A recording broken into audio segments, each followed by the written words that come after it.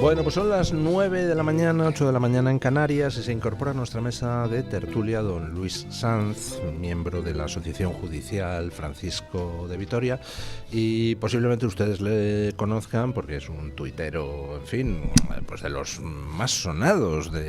Hay muchos buenos jueces haciendo pedagogía judicial en las redes, y él es uno de ellos, donde interviene con el nombre de Magistrator. ¿Qué tal está usted, don Luis? Muy bien, muchas gracias, don Luis. Acérquese un poquito. Sí.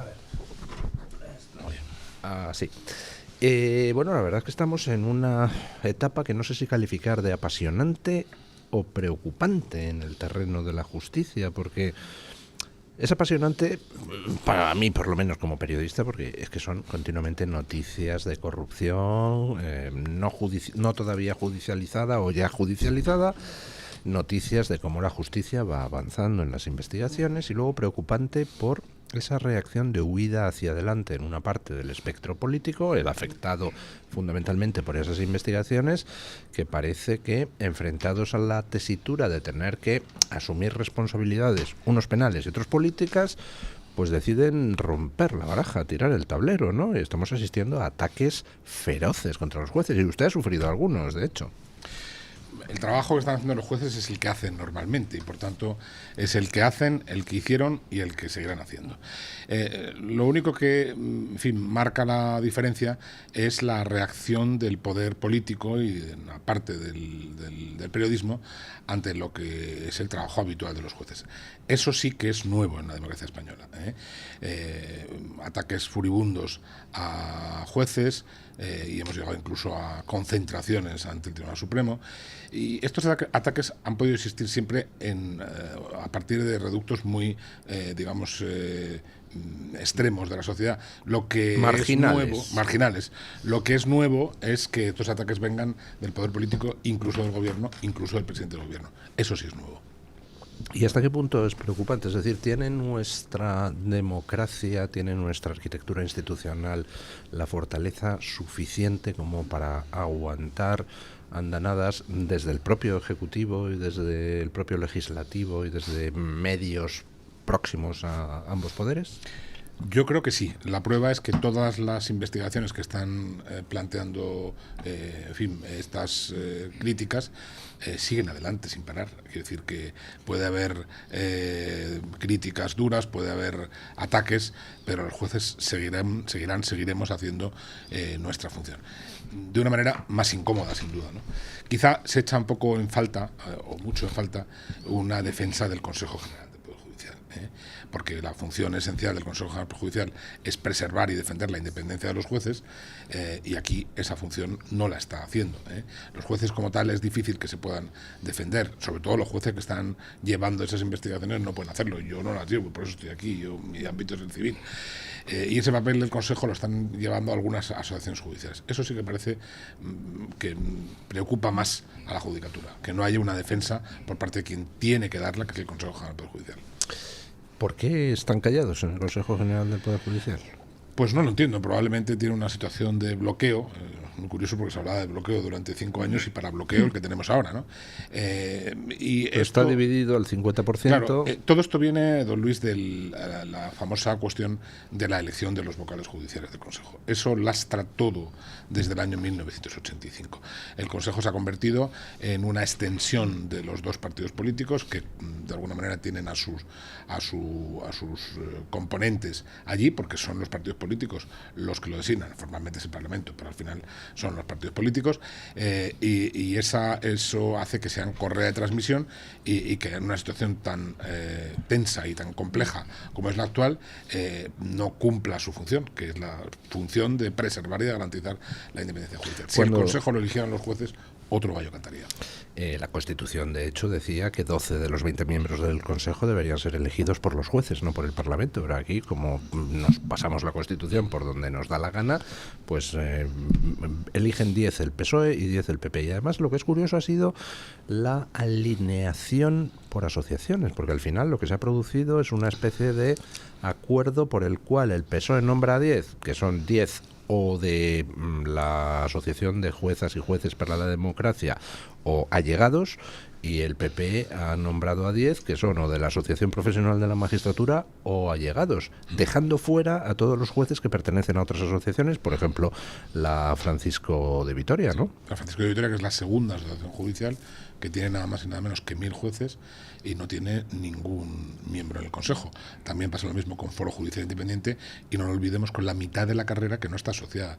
Por tanto, este papel predominante de las dos asociaciones, que es muy llamativo en los dos casos, hombre, particularmente llamativo en el caso de jueces y juezas para la democracia, porque su representación en la carrera es minúscula y la representación en el Consejo General del Poder Judicial y en los nombramientos discrecionales que este hace, no olvidemos, magistrado del Tribunal Supremo, presidente del Tribunal Supremo de Justicia, presidente de la Audiencia Nacional y presidente de todas las audiencias provinciales, el peso de estas dos asociaciones, y particularmente me parece llamativo de Jueces para la Democracia, es absolutamente desproporcionado su fuerza real en la carrera.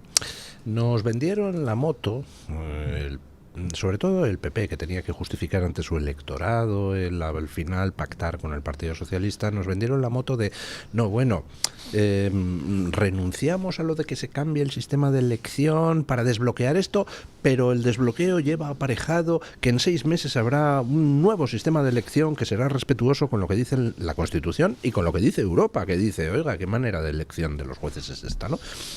Han pasado, pues no 6 meses, no 12, no 18.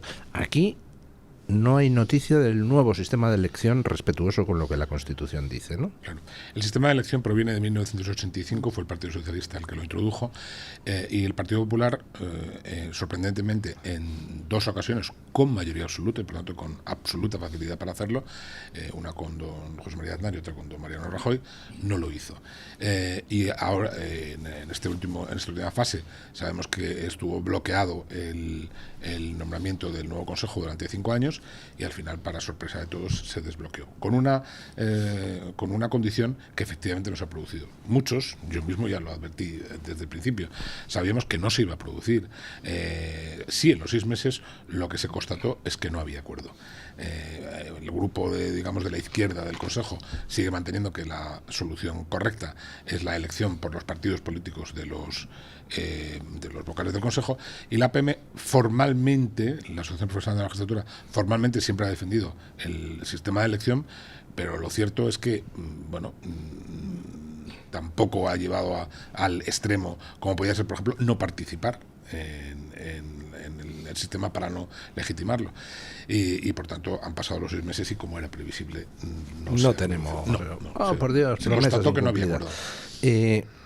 Resultado: Consejo General del Poder Judicial se lo reparten PSOE y PP al 50%. Pero sin embargo ha habido alguna sorpresa, en el sentido de que, por ejemplo, pues uno de los que metió el Partido Socialista, que era un juez, parece que próximo a sumar, se ha desmarcado en alguna votación de algún nombramiento con respecto a sus compañeros, lo que le ha valido, por cierto, ataques desde medios de comunicación de izquierda. Y por otro lado, la presidenta del Consejo, pues a mí me ha sorprendido que en determinados pronunciamientos, incluido el asunto de algunos nombramientos, se ha desmarcado de la línea implantada por el Partido Socialista, ¿no? Ya sabemos que esta no era la presidenta del Consejo esperada, que al final vino por una vía indirecta, en la que tuvo mucho que ver el vocal al que usted hace referencia, Hugo Preciado, y eso permitió que ella accediera al poder. La verdad es que Isabel Perelló se ha revelado como una sorpresa en este sistema que tenemos desde 1965, y es verdad que se ha desmarcado en alguna ocasión. Es más, los pronunciamientos que desde mi punto de vista tendría que hacer el Pleno del Consejo ante la enorme gravedad de los hechos que estamos viviendo, al final los está haciendo ella por derivación, cuando realmente sería el Pleno del Consejo entero el que tuviera la fuerza de hacer esos comunicados, incluso, don Luis, de plantear un conflicto institucional. Sé que suena muy fuerte, pero es una... ¿En qué consiste eso? Eso es una posibilidad que establece la propia Ley Orgánica del Tribunal Constitucional, que se ha utilizado muy pocas veces. La utilizó, por ejemplo, el Consejo General del Poder Judicial de don Federico Carlos de Robles, que fue sin duda uno de los mejores consejos que existió, y que planteó precisamente un conflicto constitucional con el Parlamento por la modificación del sistema del año 85. conflicto constitucional que determinó una sentencia del 86 del Tribunal Constitucional, en el que ratificó que el sistema nuevo del 85 era legítimo, siempre que se entendiera que no puede ser un coto de los partidos, en fin, lo que luego ha ocurrido. Pero claro que el Consejo tiene instrumentos para hacerlo, y uno de ellos muy fácil y muy sencillo es el de pronunciarse ante hechos tan absolutamente graves como anticipar la sentencia del fiscal general de Estado, como no acatarla y desconocerla con posterioridad, y ya en el culmen. ¿Anticipar la sentencia del fiscal a usted le parece un hecho grave? A mí me parece un hecho grave. Si lo hace usted, no. Si lo hace un ciudadano, no. Pero, por ejemplo, en este caso lo hizo el presidente del gobierno. Bueno, dice claro, usted el decir que es inocente, no, aquí no hay nada, no sé qué. Creía usted que decía que lo de que el Tribunal Supremo hubiera sacado el fallo... Es otra cuestión sobre la que si quiere le comento. A mí no me parece bien que los tribunales anticipen el fallo o sacan una nota de prensa antes de la sentencia. No me parece bien. Como sistema me parece que es complicado. Se hace de una manera absolutamente generalizada por parte del Tribunal Constitucional, lo hace muy habitualmente, y lo hace el Tribunal Supremo en sentencias polémicas. En este caso, para evitar presiones, claro, más que presiones, yo creo que en este caso lo que ha pesado mucho es que en la deliberación del asunto se constató que dos magistradas iban a emitir un voto disidente, una de ellas además era la ponente y tuvo que pasar la ponencia al que legalmente le correspondía, que en este caso fue el presidente de la sala, y en esas circunstancias existía, eso se dice, un grave riesgo de filtraciones y de presión, efectivamente, sobre los tribunales. Y por eso se ha anticipado. Como fenómeno, a mí no me gusta. Me gusta que las sentencias, yo estoy en un órgano colegiado y las sentencias pues se conocen cuando se comunican con su fallo y con toda su argumentación. Pero, en fin, tampoco tenemos que dramatizar. Es lo que hay y tenía esa justificación probablemente. Uno de los riesgos que se cernía sobre la justicia en España eran las reformas impulsadas por el ministro Bolaños. Alguna de esas reformas ha salido adelante y se ha traducido en una reorganización que no sé yo, como lego que soy en la materia, explicar muy bien, pero que veo que ha conducido al colapso en varios juzgados. Por ejemplo, el otro día un juzgado de Coslada directamente suspendía todo tipo de procedimiento civil, salvo los urgentes, tipo pues cosas relacionadas con familia y tal.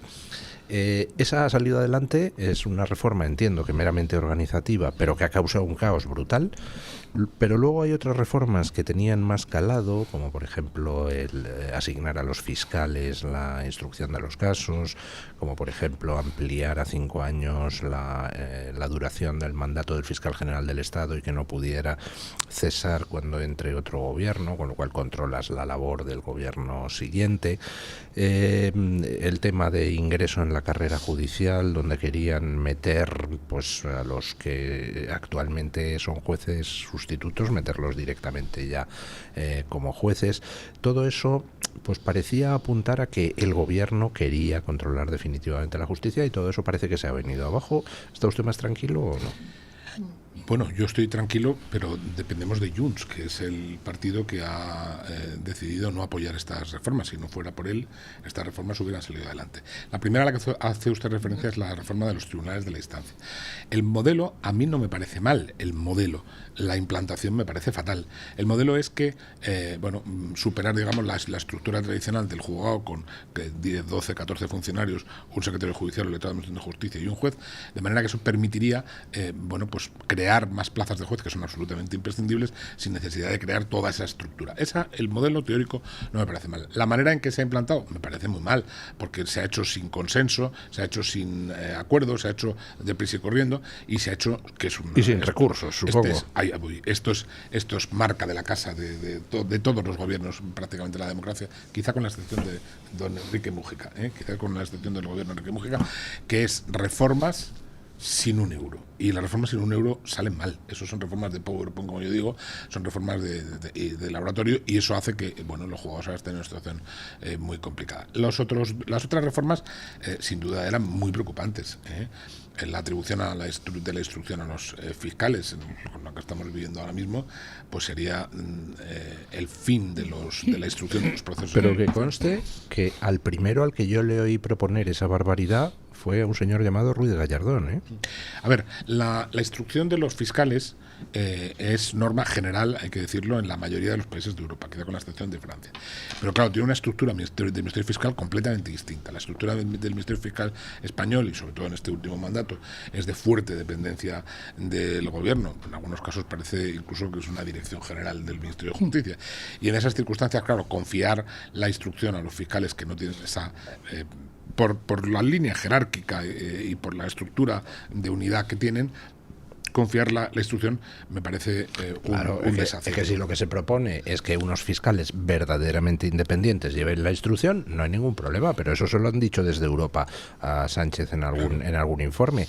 Es que eso de cambiar a la instrucción a los fiscales mientras los fiscales dependen de Sánchez, pues evidentemente no es posible. Es que el problema no está en los fiscales y los jueces venimos del mismo tronco, es la misma oposición, y todos probablemente con la misma inquietud y vocación de ejercer independientemente la función. El problema no es ese, el problema es que el fiscal, la fiscalía tiene una estructura jerárquica, claro, que depende de, incluso la propia denominación es casi militar, fiscal general del Estado, teniente fiscal, fiscal jefe. Entonces las órdenes vienen de arriba a abajo y por tanto el problema no son los fiscales, que son magníficos profesionales, el problema es la Fiscalía General del Estado. Y eso, si se solucionara garantizando su autonomía, yo incluso diría su independencia, yo no tengo ningún inconveniente en que se atribuya la instrucción a los fiscales. Hay problemas organizativos, porque son muy pocos. Yo añadiría algún matiz. Sí. Por ejemplo, en Alemania efectivamente los fiscales son los que llevan la instrucción, ¿no? En casi todos los países de Europa. Pero en Alemania la policía judicial depende íntegramente de los jueces, no depende del Ministerio del Interior. Aquí la idea es que la policía y la Guardia Civil, la UCO, por ejemplo, dependiera de la Fiscalía, ¿no? Entonces, bueno, ya no hace falta que comente nada más en relación con cuál sería el resultado de esas investigaciones. Aquí el único control que había es una figura que se llama juez de garantías, que es la encargada de adoptar medidas cautelares, por ejemplo, una entrada de registro, todo lo que afectara a derechos fundamentales, prisión provisional, etcétera. Pero la instrucción la iniciaba el Ministerio Fiscal y la cerraba el Ministerio Fiscal sin más contemplación.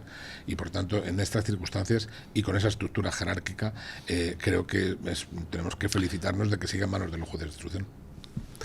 ¿Quería usted hacer una pregunta? Bueno, sí. Antes que nada, don Luis, muchísimas gracias por la labor de análisis y divulgación y serio, además, pero comprensible para todos, que hace, al menos en X, en Twitter, no sé si en otras redes sociales, es extraordinario y hace falta más gente como usted, como están diciendo nuestros oyentes. Dicho esto, ha dicho usted que los jueces están cumpliendo con su labor, con independencia, como se ve en los procedimientos judiciales abiertos, pero quería hacerle dos objeciones en forma de pregunta. Es decir, lo que no vemos o vemos menos son los procedimientos que no se han llegado a abrir, posiblemente por decisiones discutibles, como todas, de los jueces. Quiero decir que vemos lo que se hace, pero no lo que no se hace. Y en segundo lugar, que es lo mismo cuando salió aquella información, que lo recordará usted, sobre que el juez Peinado tiene 2 DNIs y porque a lo mejor o es un ladrón o es un agente secreto, es no sé qué. Para mí lo relevante no era en sí la información, sino la evidencia, por otros motivos y por ese, de que se estaba investigando desde el poder o desde sus aledaños, se estaba intentando investigar la vida privada o las circunstancias privadas de los jueces para condicionar su conducta como profesionales de la justicia. Dos cuestiones plantea. La primera, las decisiones judiciales, todas las de los jueces de instrucción también, son susceptibles de ser recurridas, y este es el sistema. Nos puede gustar más o menos, pero el sistema tiene una garantía. Yo estoy en un órgano de apelación, es verdad que civil, y nosotros resolvemos los recursos que se articulan contra las sentencias de nuestros compañeros, y esto es lo que hay. Es decir, que yo no creo que no debe verse manos negras, sinceramente lo digo. En general, los jueces españoles son muy vocacionales y en términos generales son desde luego muy independientes. De todo lo demás, a mí me produce perplejidad, es decir, que haya habido investigaciones no solo contra el juez Peinado, sino contra la juez Viezma en Badajoz y otros ahora hablaremos un poquito de los del Supremo a los que les están crucificando. A mí eso me parece absolutamente lamentable, es decir, pero lo que le decía antes a don Luis, el señor Peinado ha seguido adelante, es decir, nos puede doler más, menos, pero yo lo decía ayer en la red social, si piensan que con estas amenazas, búsquedas de información, etcétera, van a parar la justicia, van listos. Porque normalmente la inmensa mayoría de los jueces españoles tienen una vocación enorme y una independencia en sus criterios y no van a parar por estas circunstancias. Nos gustaría que los sistemas de protección, por ejemplo, un juez que se viera inquietado puede pedir amparo al Consejo General del Poder Judicial. ¿Por qué se piden tan pocos amparos? Probablemente por el tipo de Consejo General del Poder Judicial que tenemos, ¿no? Pero sí, a mí eso me parece lamentable. Lo que pasa es que un juez no debería tener que ser héroe, debería tener que ser solo un buen juez independiente. Y luego otra cosa, perdone que lo he hecho porque me va a quitar la palabra don Luis enseguida. Es decir, que los jueces no deberían tener que pedir amparo, debería ser el Consejo General del Poder Judicial el que saliera al paso a ampararles, ¿no? Bueno, yo voy antes. Es que lo que no tendría es que haber motivos para pedir el amparo. Es que en ningún país de Europa pasa lo que está pasando en el nuestro. Concentraciones ante el Tribunal Supremo, investigaciones de cloacas sobre la vida de los jueces. Esa es la anomalía. ¿No? Perdone, que le he cortado. No, solo decirle, vamos, que el problema para mí, creo que es el problema, no es que los jueces sean de izquierdas o de derechas, o que hay que decir que eso cada uno tiene su ideología. El problema es que el sistema ha llevado a que los jueces en los órganos de gobierno o en el Tribunal Supremo no es que sean de una ideología política, sino que son sumisos a las personas que le han nombrado o sirven a las personas que les han nombrado. Es decir, en Estados Unidos podemos ver muchos lugares, digamos, las distintas administraciones dan lugar a jueces, a un número de jueces en el Tribunal Supremo, que tiene funciones de constitucional también en Estados Unidos, digamos. Da lugar a que haya un tribunal con una mayoría, llamémosle así, más conservadora o más de izquierdas, pero ninguno de estos jueces levanta el teléfono y sigue instrucciones de Donald Trump o del presidente de los Estados Unidos de turno. Sí. Bueno, yo lo que le quiero decir es que, volviendo al origen, la elección de los vocales por los partidos políticos se produce por un motivo. Es lo único que les interesa al Consejo. Y es que el Consejo nombra a todos los cargos discrecionales, a todo el Tribunal Supremo. Pero lo que le decía, Tribunal Supremo de Justicia, presidente de la Audiencia. Pero dicho esto, y yo que soy un firme defensor de que se modifique el sistema y que a esos cargos accedan por mérito y capacidad los mejores, que es lo que debe ocurrir, también le digo que la inmensa mayoría de los magistrados que están en esos órganos están ejerciendo su labor con absoluta independencia. Y la inmensa mayoría no levantarían ni siquiera ese teléfono. Es más, probablemente ni se les haría la llamada. Sorprendería, yo no voy a relatar aquí, sorprendería la sensibilidad ideológica de algunos de los jueces que están instruyendo, sorprendería mucho. Quiero decir que bueno. Hombre, pues yo como si tengo más libertad lo digo, por ejemplo, el que lleva todo el caso Puente, todo el caso Ábalos tal, es el juez Leopoldo Puente, que no es precisamente un juez extraído de las cloacas de la fachosfera, o sea, más bien es un juez tirando a progresista, ¿no? Solo añado, no es lo mismo, pero uno de los magistrados que lo fue del Tribunal Constitucional y un jurista extraordinario que es Aragón, es una persona de izquierdas, netamente de izquierdas, y la labor de divulgación que está haciendo sobre la necesidad de preservar de estos ataques la independencia judicial es admirable. Yo creo que la inmensa mayoría de los jueces son así. Otra cosa es el Tribunal Constitucional, que ese es un tema distinto, por lo menos el Tribunal Constitucional actual. Pero la mayoría de los jueces, cuando se ponen la toga, ejercen de juez. Eso yo sí que quiero mandar un mensaje de confianza a la ciudadanía. Y esto es así. O sea, los jueces que están instruyendo los casos polémicos ahora son cada uno de su padre y de su madre, de diferentes sensibilidades ideológicas, de diferentes edades, de diferentes adscripciones asociativas profesionales, y todos están haciendo su labor, y yo creo que esa confianza la debemos tener. Me he quedado de pronto en blanco. Creo que deberíamos hablar de la reforma de la carrera judicial que ha propuesto Bolaños, porque a veces la gente de a pie no lo entiende, y aquí tenemos a alguien que lo puede explicar bien, y no entiende lo importantísimo que es y cómo nos lleva directamente a Venezuela, porque además lo han copiado de Venezuela, por otra parte. ¿te importaría explicarlo un poco a mí? ¿Qué pretendía Bolaños y no ha logrado? Con la reforma de acceso a la carrera, ¿no? Vale. Pretendía varias cosas. Una era modificar la oposición de acceso a la carrera judicial, aparte del cambio de exámenes y tal, pues modificar ese acceso con diferentes cambios que eran muy significativos. Uno de ellos, por ejemplo, es residenciar la preparación de los alumnos en el Centro de Estudios Jurídicos, que depende del Ministerio de Justicia, ¿no? Por ejemplo, ¿no? Eso por un lado. Y con la perversidad de que te decía, esto lo hacemos para que sean más independientes. Sí. Y luego, bueno, pues había otra pata de esa reforma muy importante, que es la de convertir por arte de magia a 1000 jueces sustitutos en jueces, con un argumento falso, que era una exigencia europea, que no es así exactamente. Es que el argumento de la exigencia europea... Bueno, es que se ha servido para mucho. Pero en todo caso, bueno, eso hubiera supuesto un problema enorme. Fíjese que España tiene la menor tasa, de las menores tasas de jueces por habitantes de Europa. Estamos en dura pugna con Azerbaiyán y algún país de esos, pero nosotros tenemos 9 jueces por cada 100.000 habitantes, cuando la media europea son 18, 19, y hay países como Alemania que tienen 25. Que hacen falta jueces es evidente. O sea, hay jueces todavía en Berlín. Hay algo, y en España también, don Luis. Pero lo que quiero decirles es que la solución para eso es convocar plazas de la oposición, y la convocatoria es absolutamente exigua, año tras año, gobierno tras gobierno, gobierne quien gobierne. El número de plazas es muy pequeño. Ahora el argumento es, no es que hace falta, es curioso, ¿no? Dice que hace falta muchos jueces y por eso vamos a meter a 1000 jueces sustitutos. Claro, se ha parado por la vía de Junts esa reforma, y cuando ha tenido el Ministerio de Justicia la posibilidad al día siguiente de empezar a convocar esas plazas imprescindibles, ha vuelto a convocar exiguas 120 plazas. Luego, ese no era el objetivo. El objetivo era intentar introducir por la puerta de atrás a jueces sustitutos, que es verdad que están haciendo su labor. Están haciendo su labor porque no hay jueces, que esto es la pescadilla que se muerde la cola. Es que haya jueces sustitutos es una anomalía. Si todas las plazas estuvieran cubiertas con jueces, no harían falta jueces sustitutos.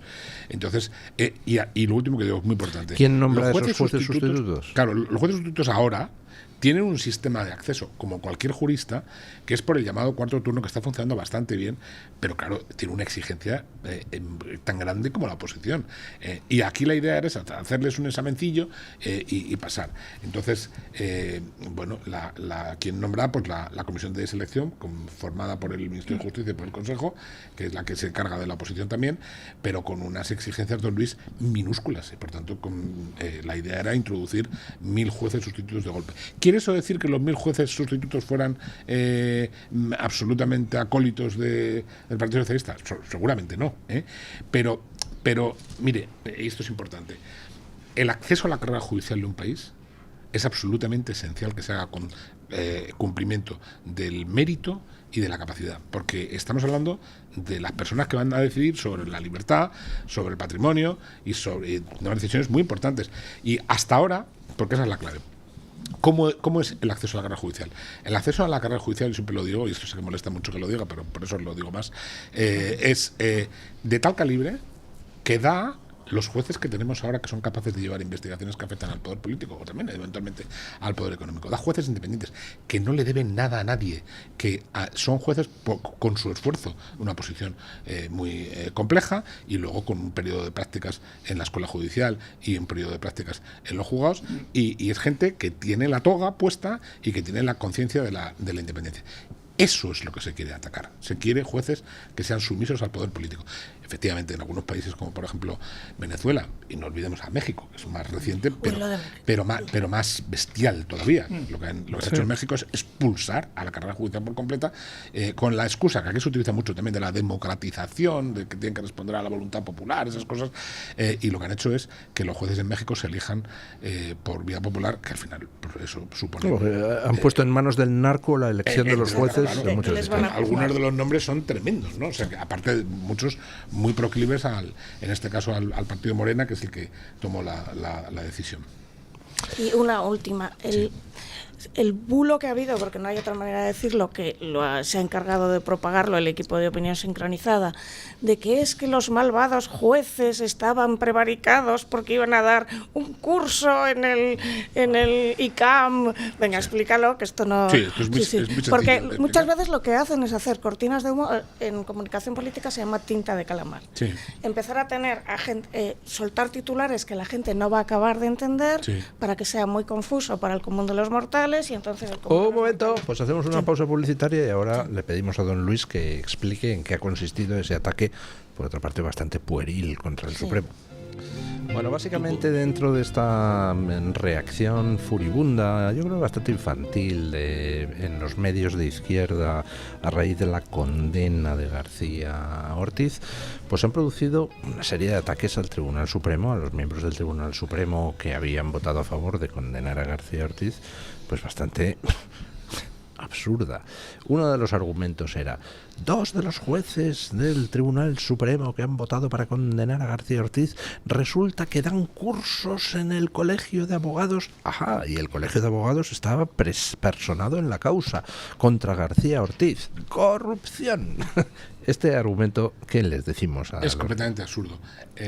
La existencia de cursos del Consejo, que es para los abogados del turno de oficios, que es casi una labor social, y la intervención de jueces es absolutamente masiva. Le voy a poner un ejemplo, don Luis, con cierta ironía. Por ejemplo, la que va a ser fiscal general de Estado ha dado esos cursos. Las 2 magistradas discrepantes han dado esos cursos. Muchos jueces, yo he dado esos cursos muchas veces. Son cursos donde a ustedes les pagan una millonada, ¿no? Creo que son 90 euros. 90 euros la hora. Si se hace realmente pues por colaborar esa comunidad jurídica en la formación de los demás. Pero le diré más, es que hay abogados que forman parte de los cursos del Consejo General del Poder Judicial. Es lógico, la comunidad jurídica pues lo que hace es intentar nutrirse los conocimientos de todos, y eso ha existido toda la vida, y damos cursos todos. Pensar que eso es un supuesto de corrupción, bueno, ya es que ya con las cuantías parece un poco sorprendente, pero en fin, estos son unas maniobras muy toscas y muy absurdas que no tienen ni pie ni cabeza. Esos cursos los damos todos y no comprometen en absoluto la independencia de los jueces. Diles a los abogados que dejen de participar, ya se han pronunciado muchos, que dejen de participar los jueces en los cursos. A ver qué le dicen. Pero aquí lo importante que estaba usted diciendo Sí. al Petit Comité es que es una constante labor de zapa para desacreditar a los jueces y luego hacer lo que se ha hecho en México, Claro, o en Venezuela o en donde sea. Proponer un sistema, comillas, democrático, que es antidemocrático, pero previamente has tenido que desacreditar a los jueces con todo lo que se te ocurra, ¿no? Con el no hay jueces mujeres, son todas mujeres, son todos fascistas, pues Franco murió hace 50 años, vienen todos de familia rica, está probado que no, ¿no? Pero es terrible porque cala.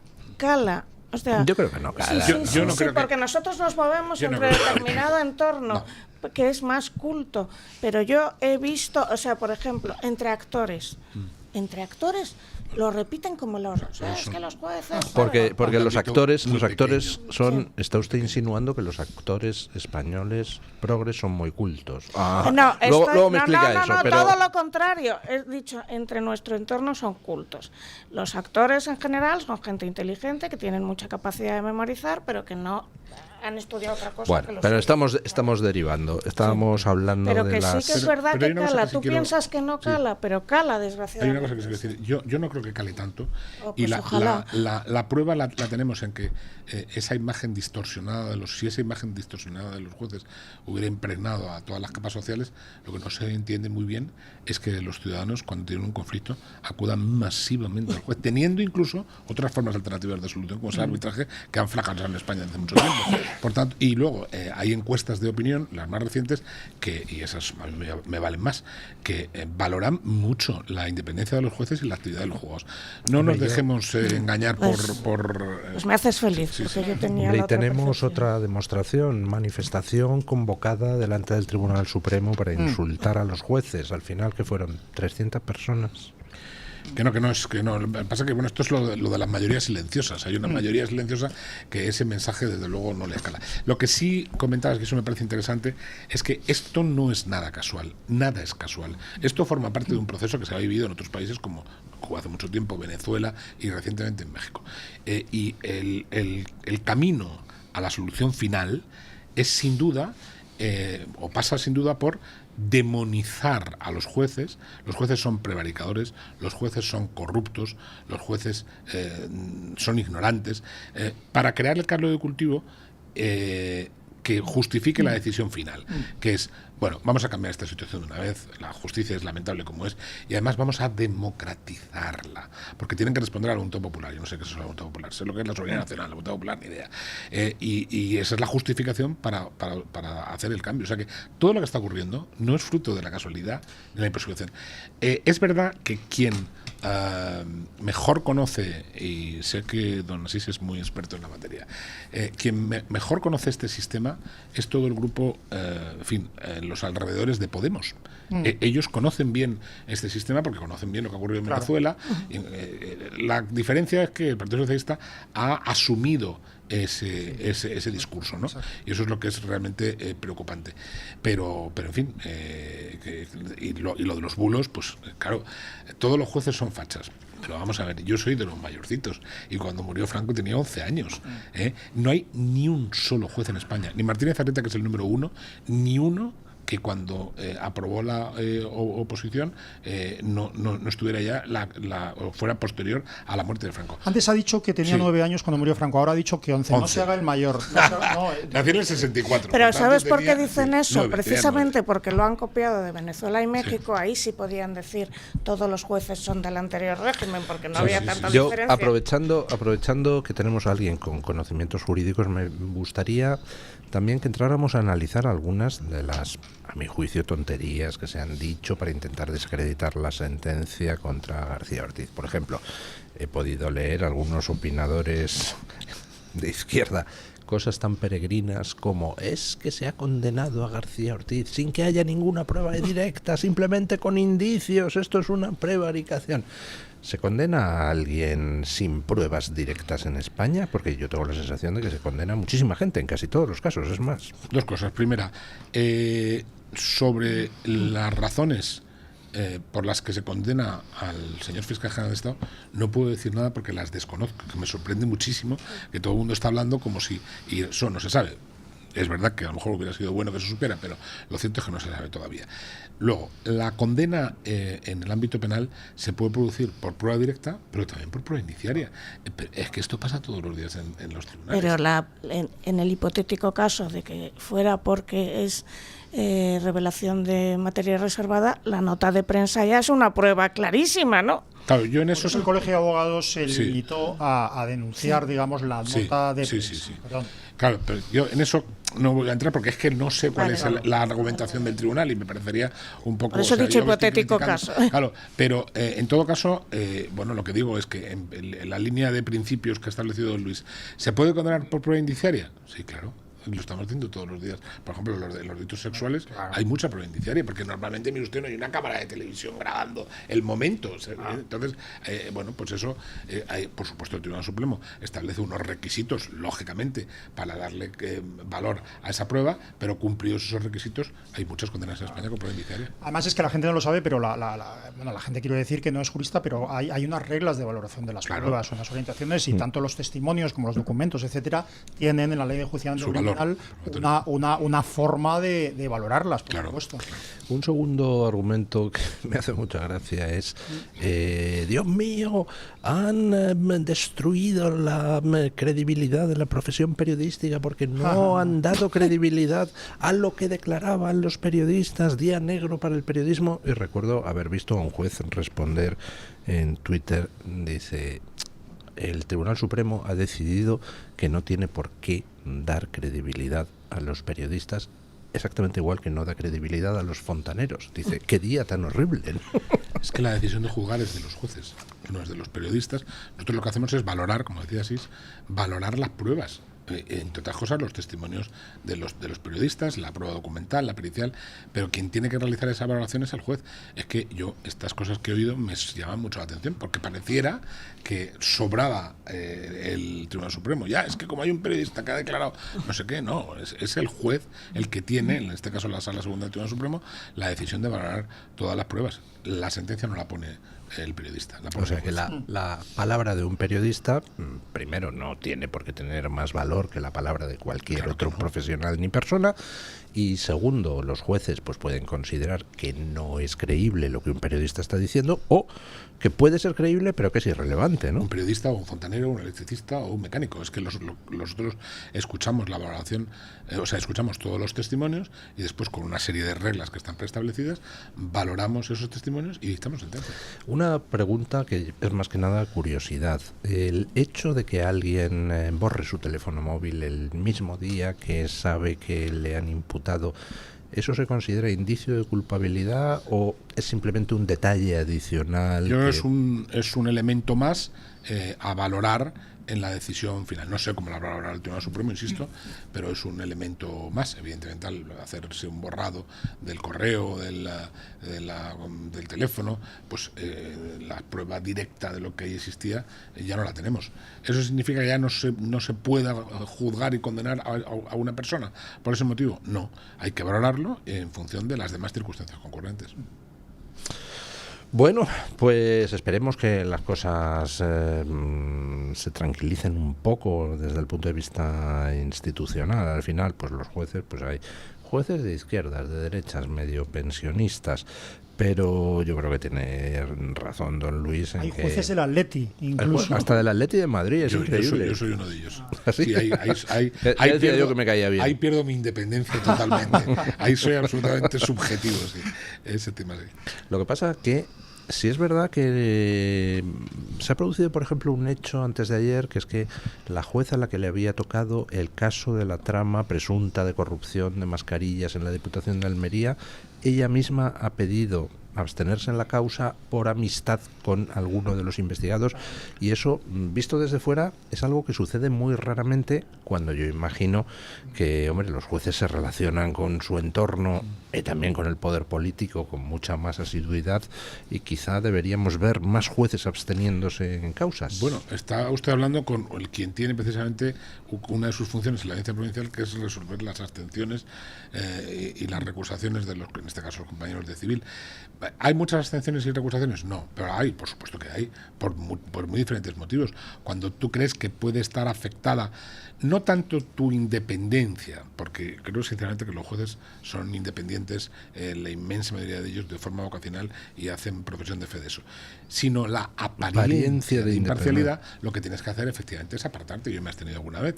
Eso que dice usted es muy importante. Los ciudadanos tienen derecho a ser juzgados no solo por un juez que sea independiente, objetivo y neutral, sino además por un juez que parezca independiente, objetivo y neutral. Esto es lo de la mujer del César. Sí. Es decir, que efectivamente, si hay una apariencia de parcialidad, aunque tú tengas toda la buena intención del mundo de no hacerlo, esa apariencia te obliga a separarte del asunto.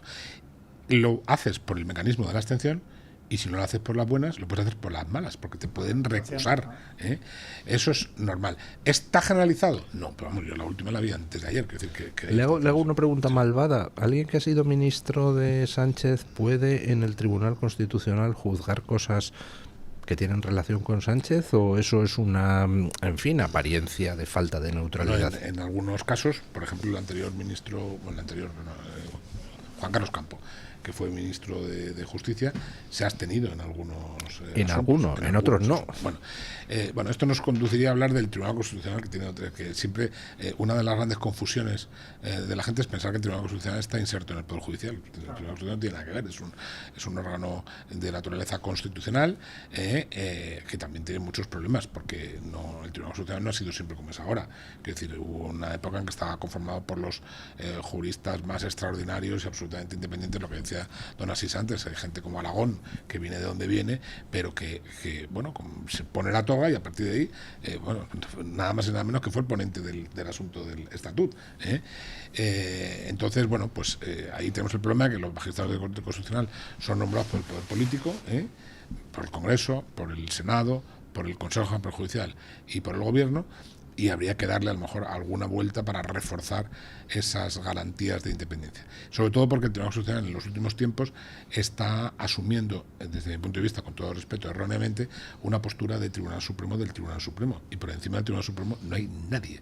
El Tribunal Constitucional lo único que puede hacer es velar por el cumplimiento de las garantías constitucionales, pero lo que no puede hacer es modificar una sentencia entrando en el ámbito jurídico penal. ¿Cómo que no lo puede hacer? ¿Lo está haciendo? Lo hizo, por ejemplo, en el caso de los ERE. Es decir, que entonces eso sí que genera mucha inquietud. Es que me recuerda lo del chiste, oiga, que no se puede hacer pis en mitad de la Gran Vía. Dice, como que no, mira qué chorro más gordo, ¿no? Sí, pues eso. Entonces, bueno, que es que efectivamente eso deberían realizarse reformas oportunas para que el Tribunal Constitucional no jugara ese papel, porque ese papel es profundamente perturbador. Puedo hacer una pregunta, perdón, es que para mí todo esto es de mucho interés, no sé si para los oyentes, pero se puede producir, ya ha habido algún amago en el que el Tribunal Supremo ha recordado o ha señalado, a cuenta de determinadas decisiones, que los magistrados del Tribunal Constitucional están también sujetos a responsabilidad civil, penal, etcétera, claro, en el ejercicio de sus funciones. Es decir, ¿usted cree que puede haber un enfrentamiento, aunque no sería un enfrentamiento, es decir, una acción, digamos, que exija responsabilidad o que advierta de su responsabilidad a jueces y a los magistrados del Tribunal Supremo? Del Tribunal Constitucional. No ha habido una advertencia, ha habido 3 advertencias en ese aspecto. Los miembros del Tribunal Constitucional están sujetos, como todos los ciudadanos, estas cosas que se olvidan mucho, se llama Estado de Derecho, la solución de los ciudadanos y los poderes públicos al imperio de la ley, están sujetos a responsabilidad penal y a responsabilidad civil. Eso a veces se discute y me llama la atención. Es que la Ley Orgánica Perjudicial establece que la Sala Segunda del Tribunal Supremo es la encargada de juzgar a los magistrados del Tribunal Constitucional. Por tanto, bueno, si hubiera en esas decisiones tintes de prevaricación, naturalmente tendría que ser juzgados por... La verdad es que la pregunta era más valorativa y lo siento. ¿Cree usted que esto puede pasar o que está cerca de poder pasar? Yo no tengo ni idea. Ahí prefiero no meterme. Yo lo que sí le digo es que ha habido 3 advertencias, sí, y que desde luego los magistrados constitucionales tienen que saber que ellos no pueden hacer de Tribunal Supremo. Ellos pueden valorar. Aquí la cuestión es, el Tribunal Constitucional tiene 2 grandes grupos de competencias. Una son el control de constitucionalidad de las leyes a través del recurso de inconstitucionalidad y de la cuestión de constitucionalidad, y luego está, que este es el punto conflictivo, los recursos de amparo por vulneración de derechos constitucionales. El papel del Tribunal Constitucional es comprobar si ha habido una vulneración de derechos constitucionales, pero no revisar si se ha aplicado bien el tipo penal o no. Claro, es que lo que sucede al final es, desde el sanchismo te están contando todos los jueces son malos, tal, siguiendo la estrategia del Grupo de Puebla de toda la vida. Y luego, desde otro lado, la percepción es, pero ¿dónde estamos? Que han sido capaces de absolver a Chávez y Griñán, y poco menos que nos vienen a decir, porque el otro día insinuaba el propio presidente de esto, no lo dijo así, claro, pero se sobreentendía, ya lo arreglaremos en el Constitucional. Entonces, al final, la percepción del currito de a pie, la mía, es, pero ¿de qué me fío yo? ¿Sabes? Entonces, lo que se está creyendo es, aparte de la polarización extrema que están dejando, es minar la confianza del individuo en el sistema, que es lo peor que puedes hacer, porque es allanar el camino a una dictadura. Entonces, el próximo que venga se va a encontrar con un nivel de polarización y enfrentamiento que no hemos visto nunca desde el 78, jamás. Pues tú tenías 9 años, me he descubierto que soy mayor que tú, y, perdón, que usted, y este nivel de que nadie va a confiar en nada. O sea, yo cuando pasó lo de Chávez y Griñán perdí la fe en el género humano, ¿sabes? Pero cuando el otro día le escucho a Pedro Sánchez venir a decir, bueno, ya demostraremos que es inocente, ergo nos vamos a valer del Constitucional otra vez, es que esto aterra. Esas manifestaciones que anticipan sentencias del Tribunal Constitucional son tan desafortunadas que hasta el propio presidente del Tribunal Constitucional ha advertido de que no deben volver a producirse, porque eso ya mina efectivamente la confianza del ciudadano en el sistema, no judicial. Hay que insistir, el Tribunal Constitucional es otra cosa. Y porque a nada que tenga un mínimo de autoestima el presidente del Tribunal Constitucional, pues no puede consentir que el presidente del gobierno le diga, Bobby, venga, ven aquí a... Es que el Tribunal Constitucional tendría que ser un órgano constitucional absolutamente independiente. Es que lo fue. fue, lo ha sido durante muchos años. Y luego ha habido casos ya... O sea, aquí hemos pasado de una primera fase donde los juristas que ahí estaban eran indiscutidos, de todas las tendencias, Tomás y Valiente, Díez Picazo, etcétera, etcétera. Una segunda fase donde había algunos, como era el caso de Aragón, que mantenían esa posición, y ahora pues la verdad es que yo creo que el Tribunal Constitucional debería reflexionar sobre la necesidad de, por ejemplo, esto de que las sentencias se dicten siempre por las mismas mayorías. Esto no tiene ni pie ni cabeza, o sea, que sea 7-4 o 7-5, eso no, porque eso lo que está sugiriendo es que la sentencia se pone antes, o sea, la decisión es anterior a la sentencia, ¿no? En el Tribunal Supremo de los Estados Unidos, donde hay pues magistrados que han sido nombrados por Trump, magistrados nombrados por Biden, otros heredados de antes, nunca son las mayorías iguales. Te encuentras magistrados nombrados por Trump que votan contra cosas de Trump, cosas así, no sé, lo normal, vamos.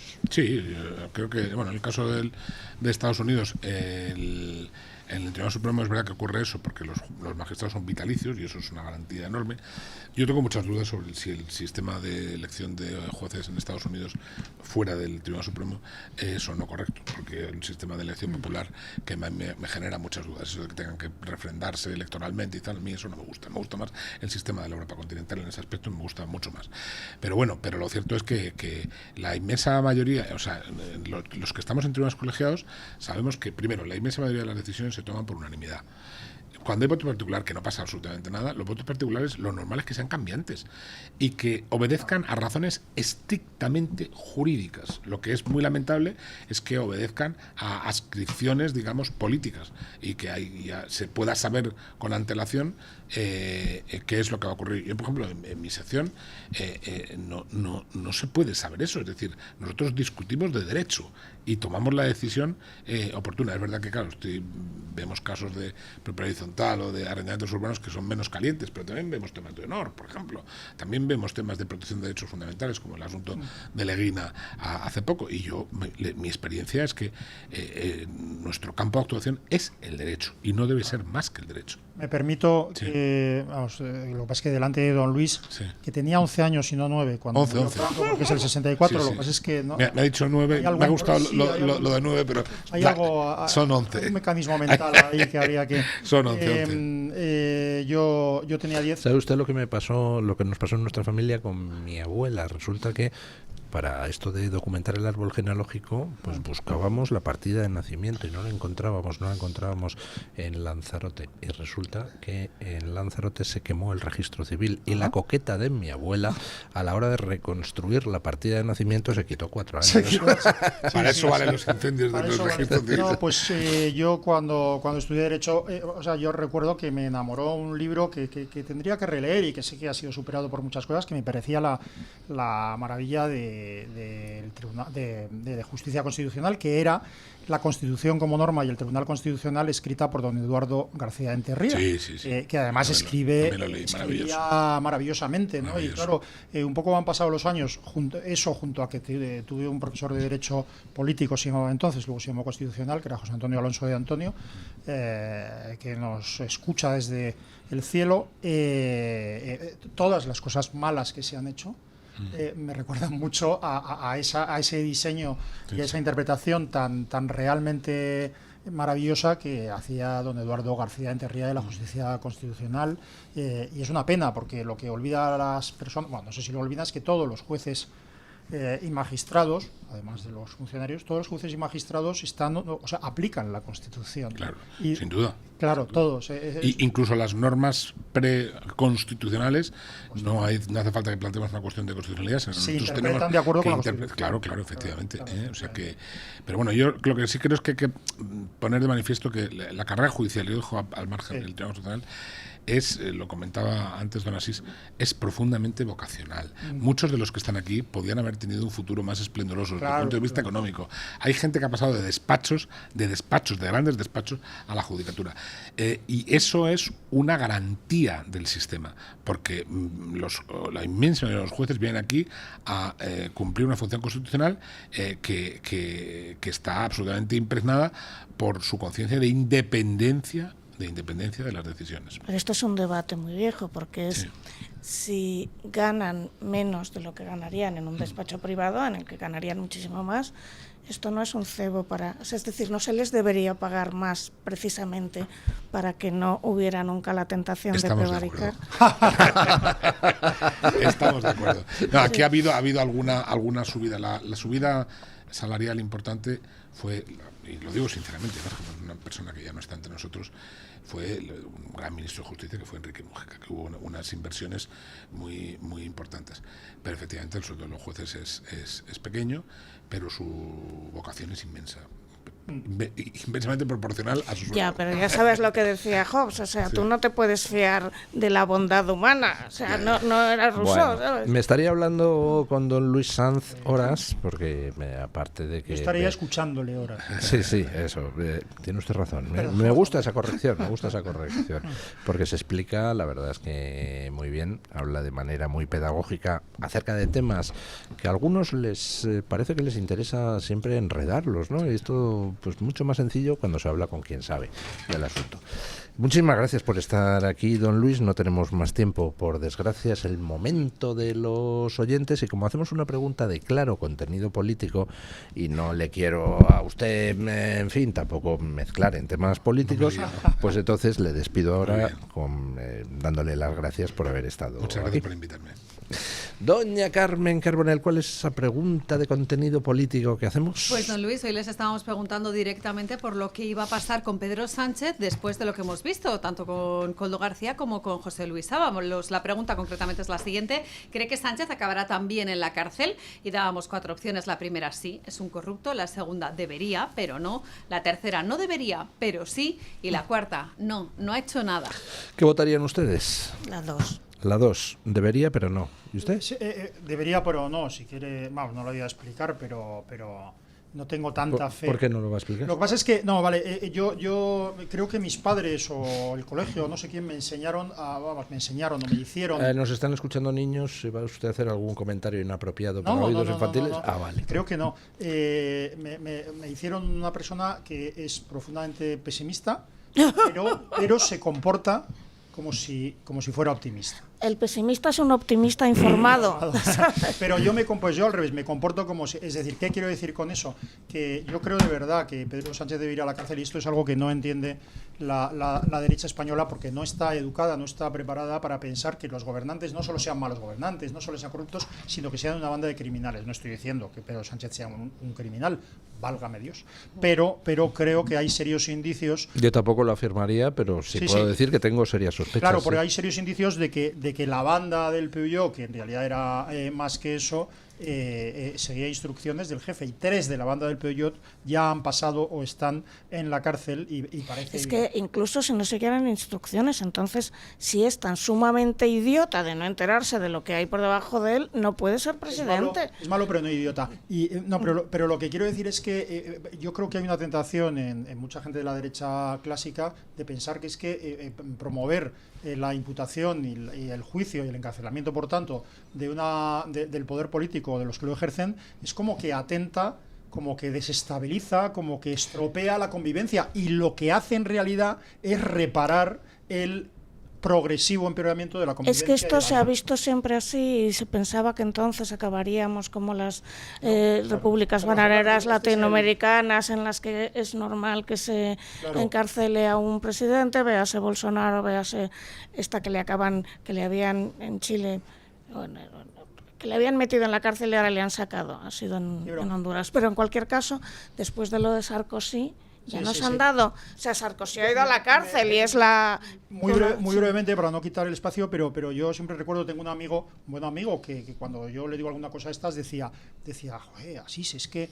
en este país hubo una guerra civil. Y yo le recuerdo y le cito lo que dijo Clara Campoamor, lo que escribió Clara Campoamor en ese libro que escribió en París en septiembre del 37, del 36, y Clara Campoamor, que ahora reivindica tanto la izquierda, decía que le reprochaba a los diputados de derecha en la Segunda República que no hubieran plantado cara seriamente a la violencia y amenazas de la izquierda, que entonces era prosoviética, que no hubieran plantado cara, porque si tú plantas cara seriamente, si tú tratas la prevaricación o el crimen como prevaricación del crimen, si cuando hay un señor que mata no dices asesino, si dices sí, sino dices esto está muy mal, si tú respondes, evitas que luego el enfrentamiento sea más virulento y más terrible.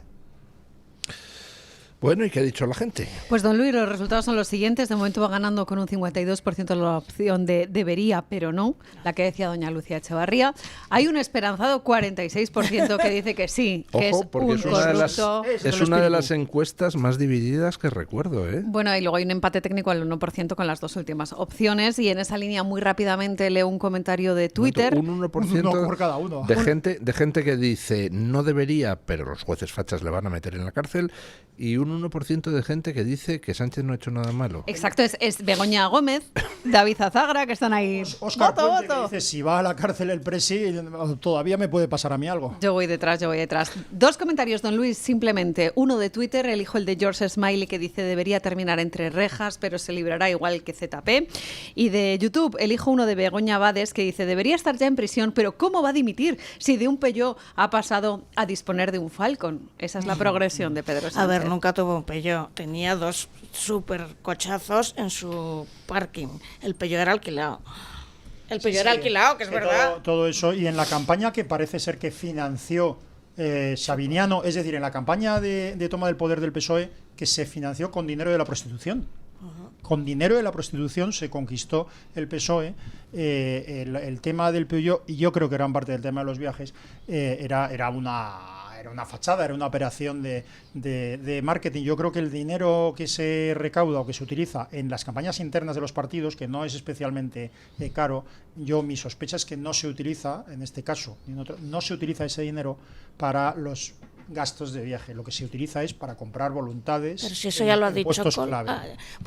pero también Coldo ha contado lo del pitufeo. O sea, sí, pero el pitufeo es el fraude en la captación de fondos. Lo que se hace es que tienes dinero negro o dinero oscuro y entonces simulas que lo ha donado determinadas personas. Eso lo hizo Podemos también en su primer gran crowdfunding. Pero el problema... Y lo sigue haciendo. Pues bueno, a ver, presuntamente lo sigue haciendo.